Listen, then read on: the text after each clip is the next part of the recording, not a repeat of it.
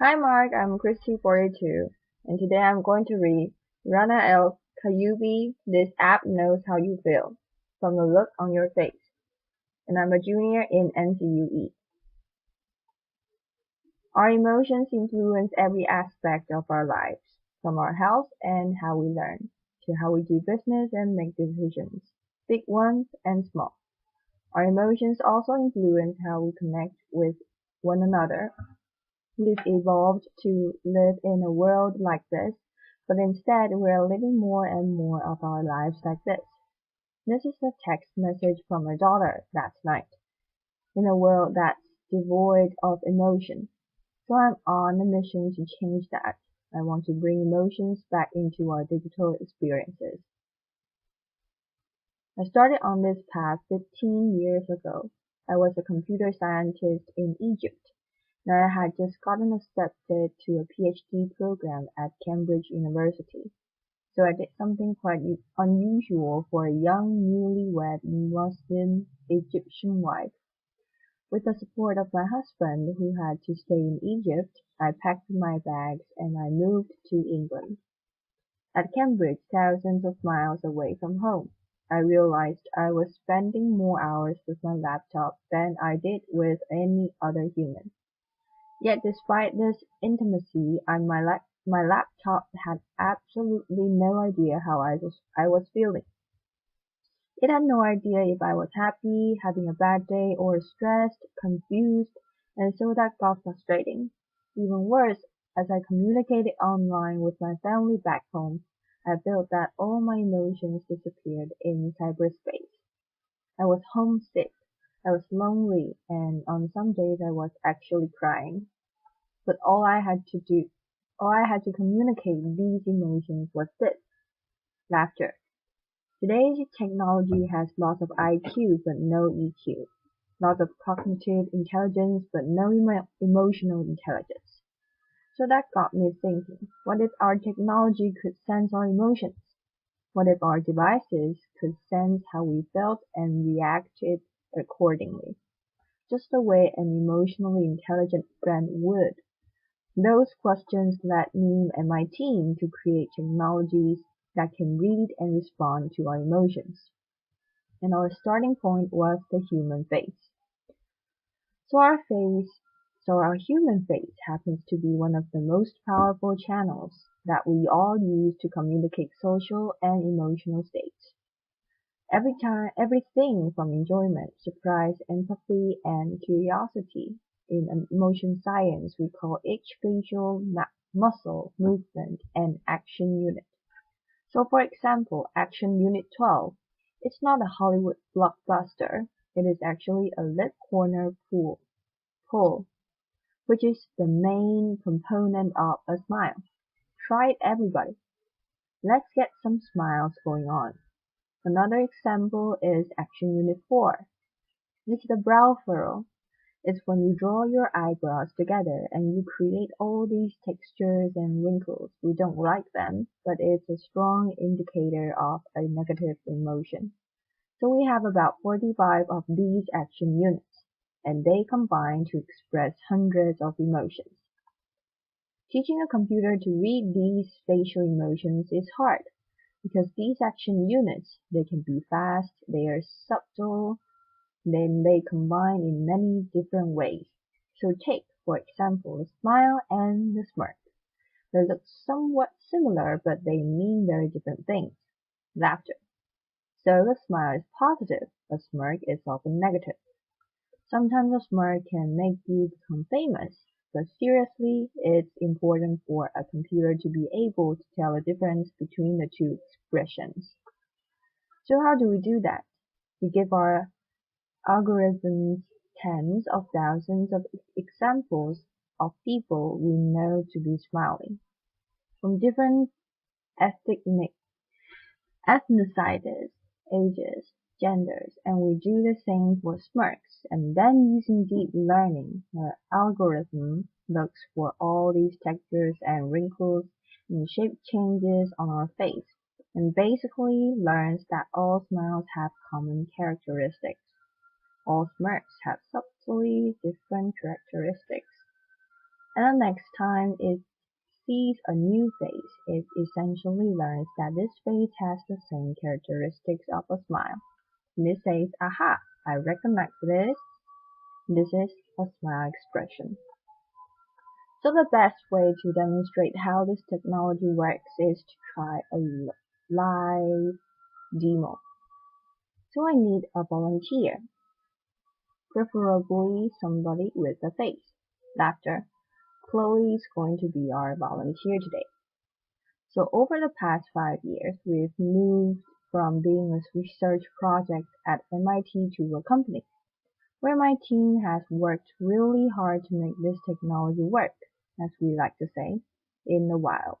And we've also shrunk it so that the core emotion engine works on any mobile device with a camera, like this iPad. So let's give this a try. As you can see, the algorithm has essentially found Chloe's face. So it's this white bounding box and is tracking the main feature points on her face. So her eyebrows, her eyes, her mouth, and her nose. The question is, can it recognize her expression? So we're going to test the machine. So first of all, give me your poker face. Yep, awesome. Laughter. And then as she smiles, this is a genuine smile. It's great. So you can see the green bar go up as she smiles. Now that was a big smile.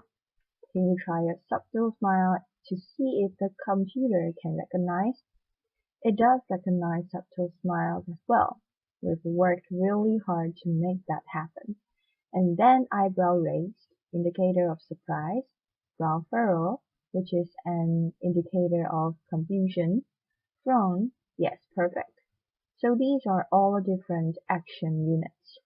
There's many more of them. This is just a slimmed down demo, but we can call each reading an emotion data point. And then they can fire together to portray different emotions. So on the right side of the demo, look like you're happy. So that's joy. Joy fires up. And then give me a disgust face. Try to remember what it was like when Zion left One Direction. Laughter. Yeah, wrinkle your nose. Awesome. And the balance is actually quite negative, so you must have been a big fan. So balance is how positive or negative an experience is, and engagement is how expressive she is as well. So imagine if Chloe had to access to this real-time motion stream and she could share it with anybody she wanted to. Thank you. Applause. So far we have amassed 12 billion of these emotion data points. It's the largest emotion database in the world. We've collected it from 2.9 million face videos. People who have agreed to share their emotions with us and from 75 countries around the world. It's growing every day. It blows my mind away that we can now quantify something as personal as our emotions, and we can do it at this scale. So what have we learned to date? Gender. Our data confirms something that you might suspect. Women are more expressive than men. Not only do they smile more, their smiles last longer, and we can now really quantify what it is that men and women respond to differently. Let's do culture.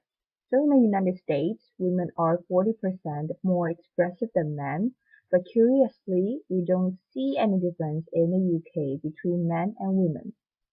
Laughter. Age. People who are 50 years and older are 25% more emotive and younger people. Women in their 20s smile a lot more than men of the same age, perhaps a necessity for dating, but perhaps what surprises the most about this data is that we happen to be expressive all the time, even when we are sitting in front of our devices alone, and it's not just when we're watching cat videos on Facebook. We're expressive when we're emailing, texting, shopping online, or even doing our taxes. Where is this data used today? In understanding how we engage with media, so understanding virality and voting behavior, and also empowering or emotion enabling technology. And I want to share some examples that are especially close to my heart.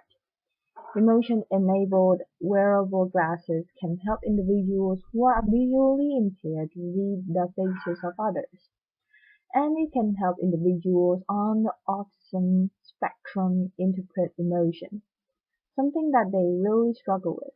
In education, imagine if your learning app sense that you are confused and slow down, or that you are bored and so it sped up, just like a great teacher would in a classroom.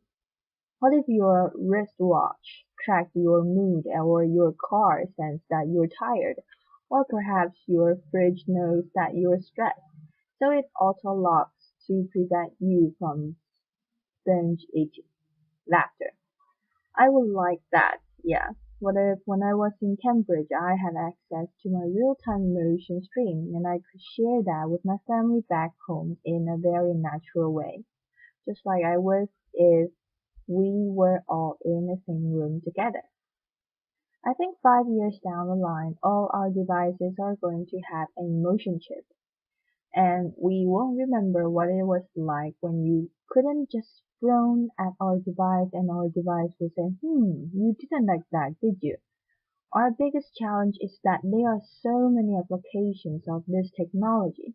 My team and I realize that we can't build them all ourselves. So we made this technology available so that other developers can get building and get creative. We recognize that there are potential risks and potential for abuse.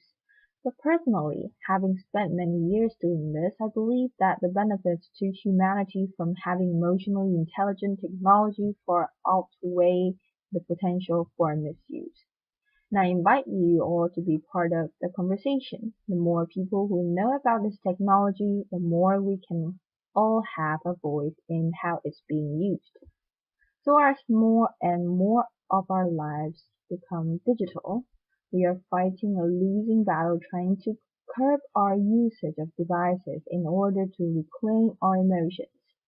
So what I'm trying to do instead is to bring emotions into our technology and make our technologies more responsive. So I want those devices that have separated us to bring us back together. And by humanizing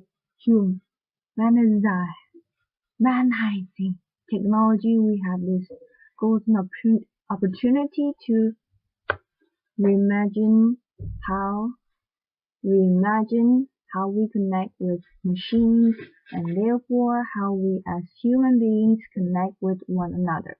Thank you. Applause.